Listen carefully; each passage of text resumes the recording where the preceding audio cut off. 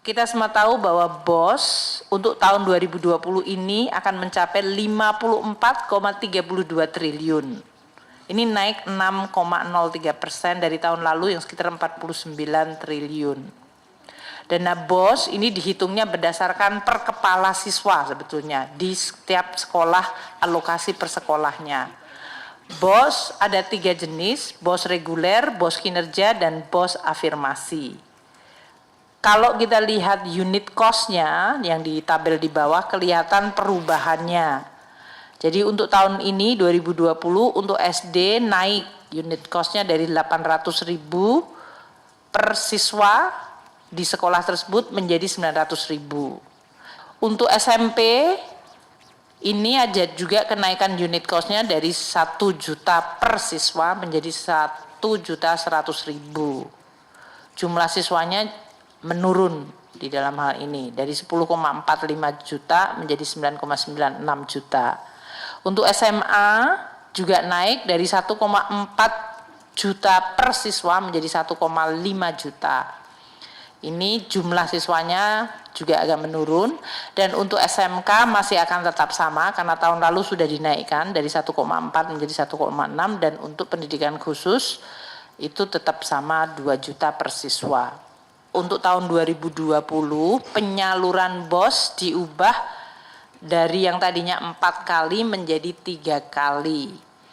Tahap 1 30%, tahap 2 40%, tahap 3 30%. Kalau tahun lalu sebelumnya kita 4 kali yaitu 20%, 40%, 20. Nah, dengan 3 kali berarti akan jauh lebih sederhana. Dan ini syarat-syarat pencairannya kami mengikuti tempatnya Pak Mendikbud. Mas Nadiem nanti akan menyampaikan. Untuk timingnya, waktunya, untuk tahap 1 itu paling cepat Januari. Untuk tahap 2 paling cepat mulai ditransfer bulan April, dan untuk tahap ketiga paling cepat bulan September. Sedangkan untuk BOS yang lainnya, BOS kinerja dan BOS afirmasi, kita memberikan sekaligus paling cepat bulan April 100%. Jadi sekali lagi di sini yang akan berubah banyak adalah di BOS reguler. Nah, setelah berbicara dengan banyak sekali kepala sekolah, banyak sekali guru, banyak sekali kepala dinas, mulai kelihatan ada beberapa pola-pola isu yang dihadapi di lapangan, ya. Karena mulai dari sekarang Kemendikbud itu ingin benar-benar fokus kepada end user kita, yaitu sekolah-sekolah, ya, sekolah-sekolah kita. Jadi semua permasalahan yang mereka ajukan ke kita itu ingin kita hadapi, ingin kita berikan penyesuaian, penyempurnaan. Yang pertama adalah terjadi di awal tahun sering sekali terlambat menerima BOS. Sering sekali terlambat menerima BOS. Ada yang bisa terlambat sampai 3 bulan, 4 bulan, bahkan ada yang lebih lagi dari itu. Apa dampaknya kepada sekolah? Sekolah tidak punya uang untuk biaya operasional. Jadi apa yang terjadi pada saat ini? Tentunya operasi harus terus berjalan kan? Biaya operasional harus terus berjalan. Jadinya banyaknya kepala sekolah yang terpaksa menalangi biaya operasional sekolah mereka. Ini ceritanya luar biasa, macam-macam. Ada cerita-cerita kepala sekolah bahkan guru yang menggadaikan motornya, yang menggadaikan barang-barang pribadinya untuk bisa menalangi biaya operasional. Ada cerita-cerita bahwa kepala sekolah harus duduk sama semua orang tua murid untuk minjam uang untuk biaya operasional.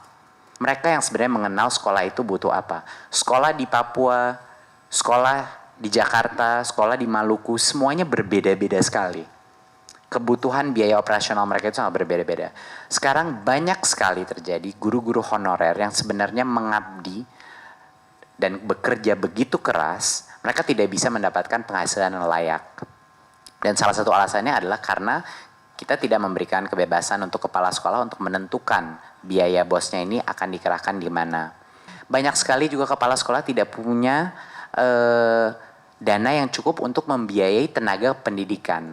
Bayangkan, di banyak SD-SD kita, banyak sekali kepala sekolah dan guru itu mengerjakan berbagai macam pelaporan dan tugas administratif yang kalau di level SMP dan SMA itu bisa dihandle oleh kepala bagian tata umum, kepala operasional, namanya operatornya dan lain-lain. Nah, ini kadang-kadang tidak cukup biaya. Apa pentingnya tenaga pendidik ini? Bukan guru dia, tapi dia membantu kepala sekolah untuk mengurus semua yang sifatnya administratif, sehingga kepala sekolah itu benar-benar bisa membantu guru-gurunya meningkatkan kualitas pembelajaran di dalam sekolah. Penyaluran BOS itu langsung sekarang ke rekening sekolah. Ya, jadi kita akan melakukan transfer secara langsung dari Kemenq langsung ke rekening sekolah. Yang tadinya 4 kali setahun kita ganti menjadi 3 kali setahun, sehingga lebih simple, lebih sederhana. Pelaporannya juga lebih sederhana. Transparansi dan akuntabilitas menjadi lebih penting. Ya, semakin besar, semakin banyak diberikan kebebasan dalam alokasi penggunaannya, semakin tinggi harus transparansi dan akuntabilitasnya. Ya, jadi yang dimana 2019 itu kami hanya menerima sekitar 53% daripada sekolah itu melaporkan lewat sistem online kita penggunaan BOS-nya itu seperti apa. Mulai 2020 itu adalah suatu kondisi untuk penerimaan. Jadinya kalau Kemendikbud tidak menerima laporan BOS tersebut lewat via online seperti di situ websitenya, pada tahap pertama dan kedua, yang ketiga tidak akan ditransfer. Ya, ini aturan yang kami perketat sehingga yang tadinya 53% saja yang melapor, kita ingin angka itu sampai 100%. Masing-masing sekolah harus mempublikasikan penerimaan dan penggunaan dana itu di papan informasi sekolah yang mudah diakses oleh masyarakat. Ini bagian dari kebijakannya. Jadinya bukan hanya kementerian saja yang bisa melihat hasil laporannya, tapi juga masyarakat di sekitar sekolah, komunitas, orang tua bisa melihat dana BOS itu digunakan untuk apa. Ya, ini untuk meningkatkan transparansi. Skema baru ini intinya memang adalah penyederhanaan birokrasi. Dan ini masuk dalam visi misi Bapak Presiden.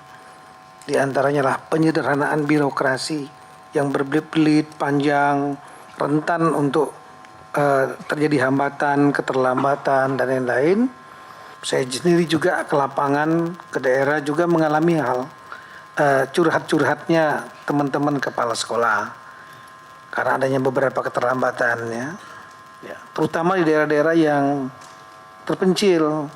Mereka harus mengurus sampai ke ibu kota provinsi yang jauh, lewat naik kapal mungkin di kepulauan, sehingga ini terlambat. Nah, kemudian mekanisme ini atau skema baru ini jelas ini akan memberikan dampak yang positif karena dananya akan langsung disalurkan ke sekolah-sekolah. Kita sangat berharap akan mendukung program Merdeka Belajarnya Pak Nadiem, di mana nanti sekolah akan lebih fleksibel, mereka mengelola anggaran, menentukan sesuai dengan kebutuhan yang mereka tahu di lapangan. Tidak sama ya, dari satu daerah, dari satu sekolah ke sekolah yang lainnya. Nah, dalam konteks ini, Kementerian Dalam Negeri tentu sangat mendukung langkah ini. Karena kita harapkan hasilnya akan lebih efektif, mencapai sasaran, dan juga lebih efisien dalam pengelolaan anggaran. Kemendagri sebagai pembina dan pengawas pemerintahan daerah, tentu kita mengharapkan adanya suatu keseimbangan antara fleksibilitas dengan otonomi yang diberikan kepada para kepala sekolah yang jumlahnya tidak sedikit, di atas 130.000, dengan akuntabilitas. Jadi pemindahan kewenangan penggunaan anggaran yang tadinya harus stop dulu di provinsi, masuk ke sekolah, otomatis kita mengendaki juga menginginkan agar anggaran tersebut juga akuntabel, dapat dipertanggungjawabkan. Oleh karena itu, kita berharap bahwa teman-teman kepala sekolah lebih otonomi, lebih fleksibel dalam mengelola anggarannya, tapi juga kemudian tidak sampai terjadi penyalahgunaan dan kemudian tetap fokus pada core bisnisnya, yaitu mengajar, menyelenggarakan proses belajar mengajar. Jangan nanti kemudian terbebani justru pada proses pengadaan, proses administrasi dan lain-lain menjadi core bisnis mengajarnya akhirnya menjadi nomor 2. Nah, untuk itulah perlu ada kegiatan pembinaan dan pengawasan. Nah, ini menjadi tugas dari Kemendagri sebagai pembina pengawas di daerah, karena melibatkan jejaring dari pemerintah daerah, yaitu Dinas Pendidikan, Provinsi, Kabupaten, Kota. Tentu kita harapkan nanti ada sistem yang lebih bisa dimonitor menggunakan sistem digital, ya, yang Pak Nadiem juga sedang mengupayakan itu. Kalau sistem digital berbasis big data, maka pengawasannya akan lebih mudah dan lebih transparan. Tapi saat ini saya kira jejaring Pemda tidak bisa ditinggalkan mereka untuk menjadi pembina dan pengawas. Khusus untuk pembinaan dan pengawasan, kita akan keluarkan semacam peraturan bersama 2 menteri dan juga atau surat edaran bersama 2 menteri, memberikan petunjuk dan arahan guidance kepada pemerintah daerah, lebih spesifik Dinas Pendidikan di provinsi, kabupaten, kota, dalam rangka untuk membina dan mengawasi. Akan disusun secara teknis, jangan sampai mengurangi otonomi dan fleksibilitas dari kepala sekolah untuk mengelola anggarannya, tapi juga di sisi lain tetap akuntabel, artinya bisa dipertanggungjawabkan. Itu kira-kira yang ingin kita lakukan dalam konteks BOS dan peran Kemendagri.